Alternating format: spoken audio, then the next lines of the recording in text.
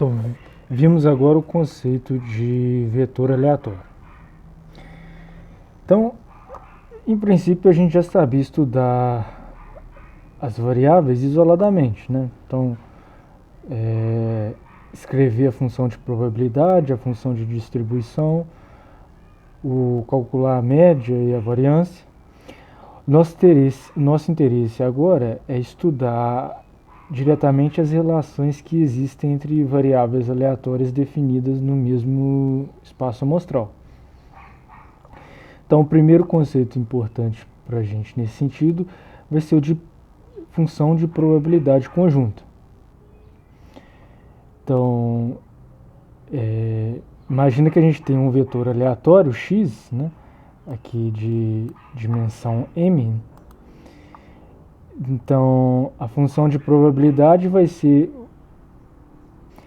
uma função de Rm no intervalo 0, 1, né? De maneira que para cada valor aqui, para cada combinação possível de valores assumidos pelas variáveis, né, a gente tem um valor correspondente aqui que seja a probabilidade correspondente. Então, o f aqui em x1, x2, xm vai ser, por definição, a probabilidade da primeira variável valer x1, da segunda variável valer x2, da mésima variável valer xm.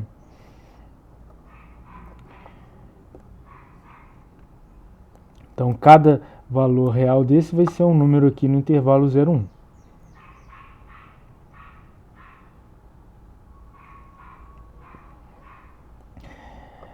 E também, assim como a gente tinha no caso unidimensional, a gente tem a função de distribuição, né, que é simplesmente a probabilidade acumulada. Então,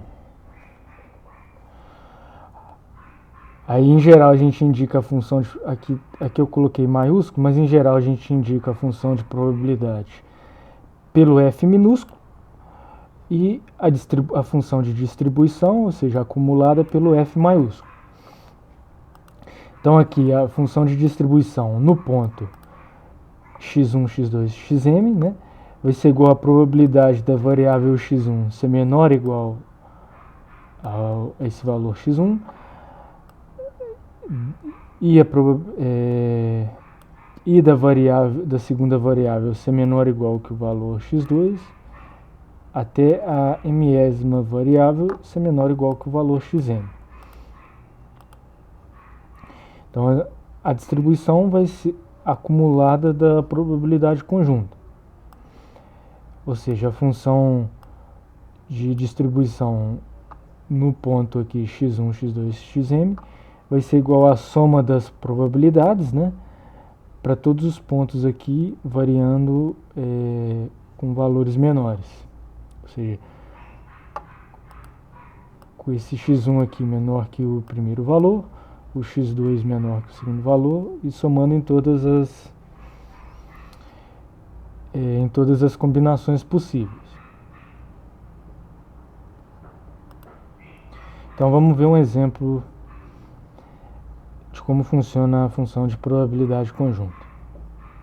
Então, no lançamento de duas moedas, definimos duas variáveis aleatórias.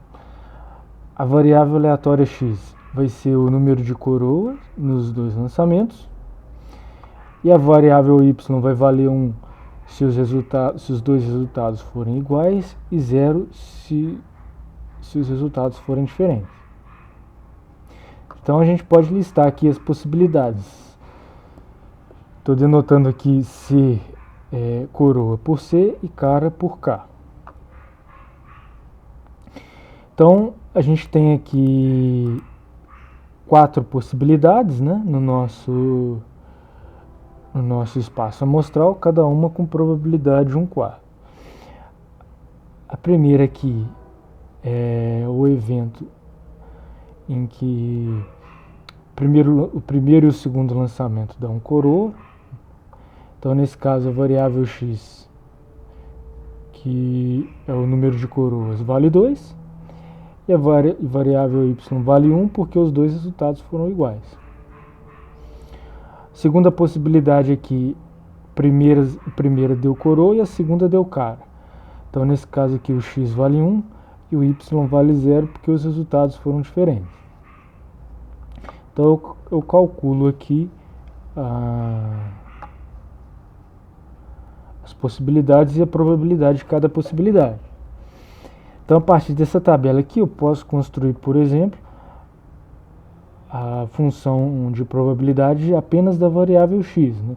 Então x vale 2 com probabilidade 1/4, vale 1 com probabilidade 1/4 mais 1/4, né, 1/2, e vale 0 com probabilidade 1/4. Então aqui fica fácil de eu descrever a função de probabilidade da variável x e da variável y. Mas agora o que a gente quer ver é a função de probabilidade conjunta. Então, se eu considerar um vetor aleatório aqui formado pelas duas variáveis, eu vou ter que olhar para todas as combinações possíveis de valores de x e y. Então aqui a gente vai ter que fazer todas as combinações possíveis de x e y. A variável x pode assumir os valores 0, 1 ou 2, e a variável y pode assumir os valores 0 ou 1.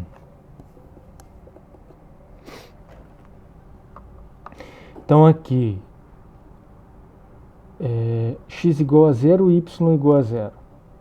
Se a gente olhar aqui nas combinações, né, não tem nenhuma combinação possível em que as duas variáveis sejam iguais a 0.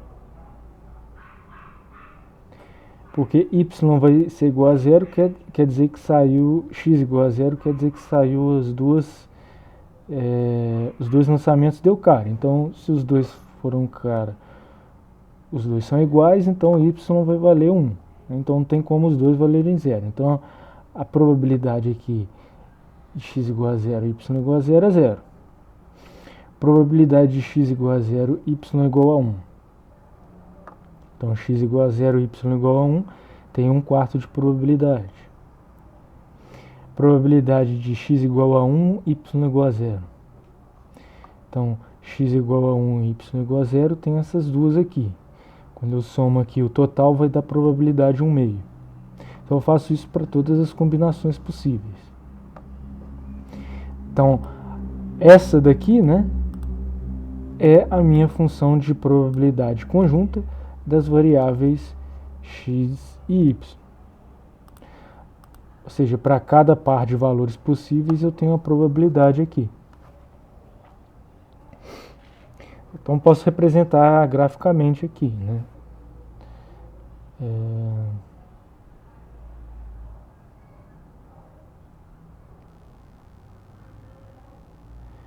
Então aqui eu tenho o eixo x e aqui o eixo y.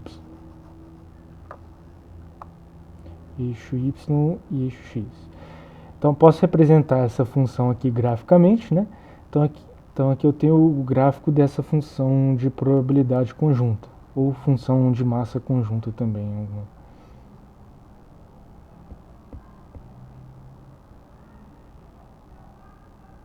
Então esses dois valores aqui é 1/4 e esse daqui é o valor meio para x igual a 1, y igual a 0.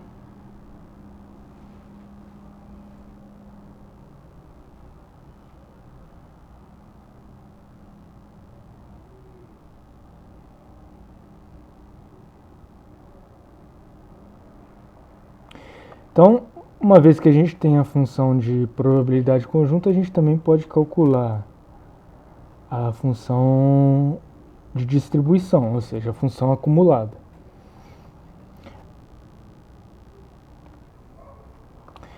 Então, se a gente olhar aqui a acumulada, né, então os menores valores de x de y estão nesse sentido, né, e os menores valores de x estão nesse sentido aqui. Então, nesse quadrante aqui, né, a gente não tem nenhum valor de probabilidade. Então, tanto a função de probabilidade quanto a função acumulada vão ser 0.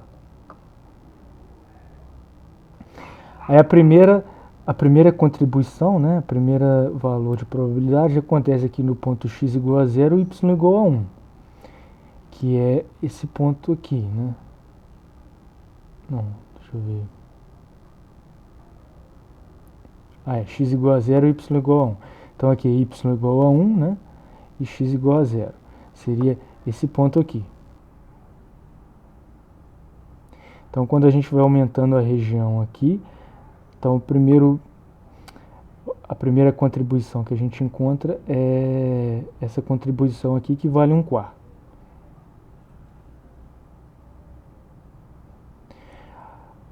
Então a gente pode ir aumentando aqui, né, a área que a gente está considerando. Aí a segunda contribuição seria essa daqui, né, em y igual a 0 e x igual a 1. Aí aqui a gente teria contribuição de meio.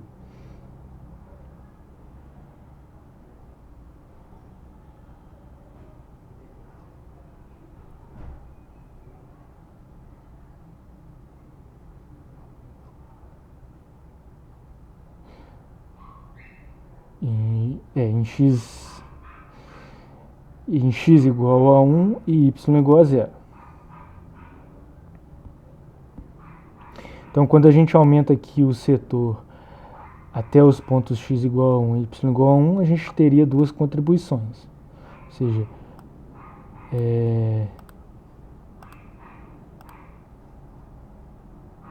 aqui y menor igual a 1 e x menor igual a 1. Seria esse quadrante aqui. E aí a última contribuição seria aqui nesse ponto x igual a 2 e y igual a 1, né? Que vale 1/4, né? Aí a gente ficaria com total de probabilidade, com a probabilidade total igual a 1. Então repara que isso dá trabalho, né? A gente só conseguiu fazer dessa maneira aqui porque a gente tem poucas variáveis e elas assumem um número reduzido de valores. Aí a gente consegue fazer passo a passo. Então a gente poderia representar também a função acumulada, né, graficamente. Ficaria algo desse jeito aqui.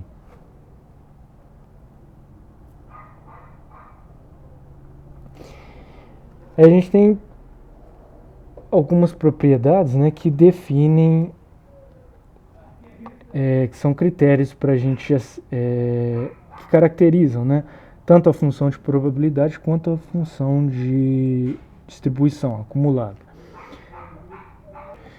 Então, se a gente tem uma função de probabilidade conjunta, ou função também chamada função de massa conjunta, ela tem que assumir valores maiores ou iguais a 0, e a soma de todos os valores tem que ser 1.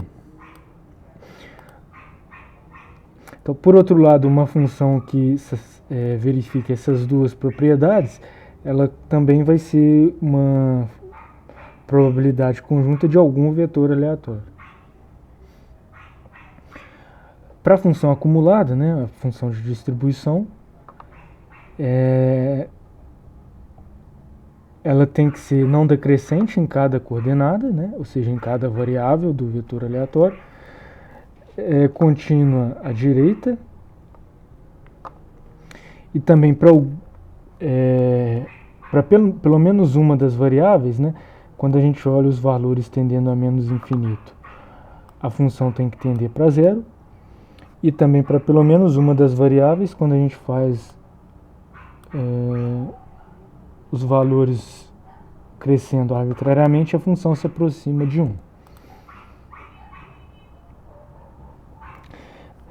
Então, as definições que a gente viu até agora de variáveis e de vetor aleatório, na realidade era para um caso específico, né, para variáveis discretas. Comentei também que a gente tem variáveis aleatórias contínuas. Aí, nesse caso, ao invés de função de probabilidade conjunta, a gente chama de função de densidade conjunta. Aí funciona da mesma maneira, né? Só que ao invés da gente somar probabilidades, a gente integra. Então, se a gente quiser saber a probabilidade de um vetor aleatório assumir valores numa determinada região aqui, numa região B do espaço Rm, né? A gente integra a função de densidade conjunta desse vetor aleatório na região B.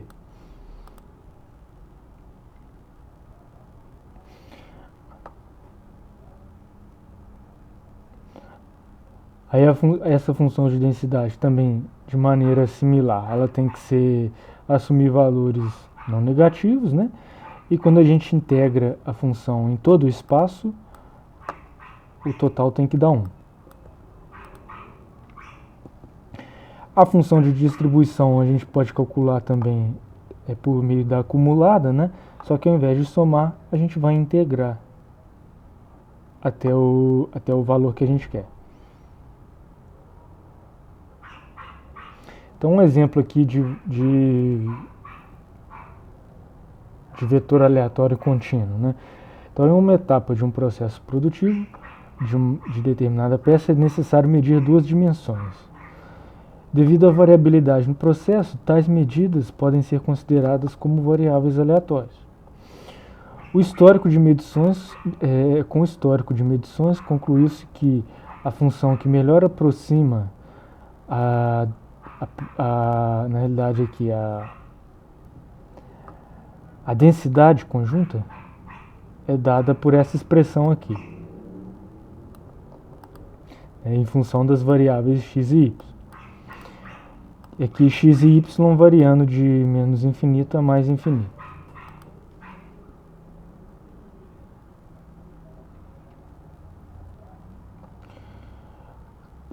Então aqui eu tenho a densidade conjunta para um vetor aleatório formado por essas 2 variáveis aqui.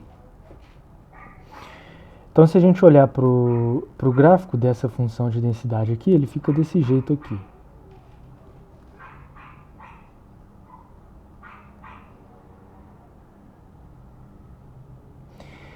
Então,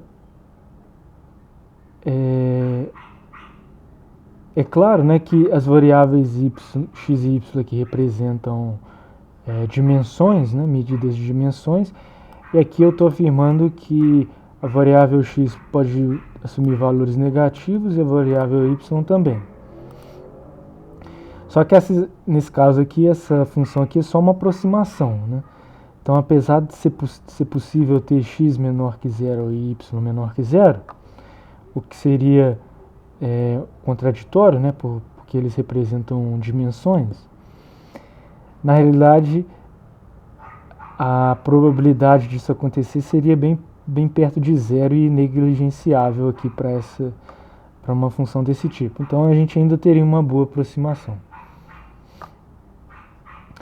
Então, para essa função de densidade aqui, se eu olhar para a acumulada, né, para a função de distribuição, ela ficaria com essa cara aqui.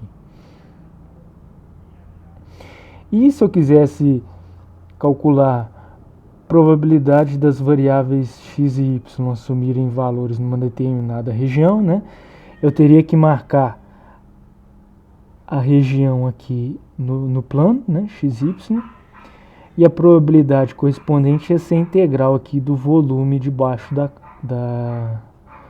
da superfície.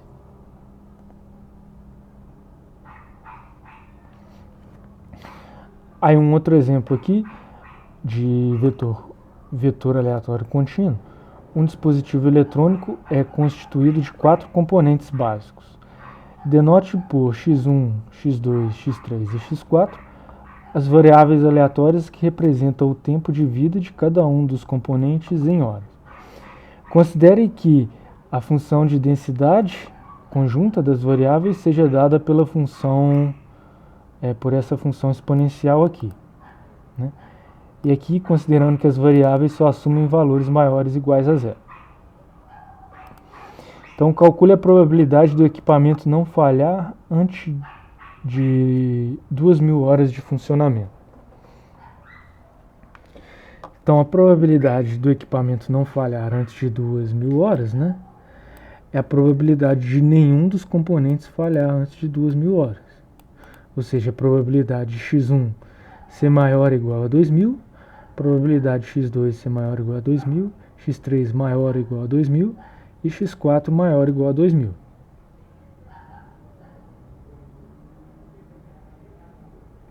seja, eu quero calcular essa probabilidade aqui.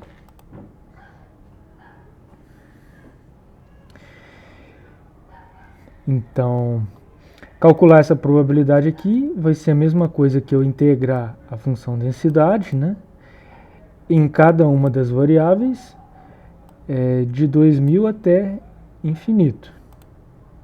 Então, nesse caso aqui, como a função é exponencial, né, mesmo sendo uma função de 4 variáveis, fica fácil a gente integrar, né? Aí, no caso aqui, o resultado seria exponencial de menos 15, a probabilidade que seria correspondente à probabilidade do equipamento não falhar antes de 2000 horas de funcionamento.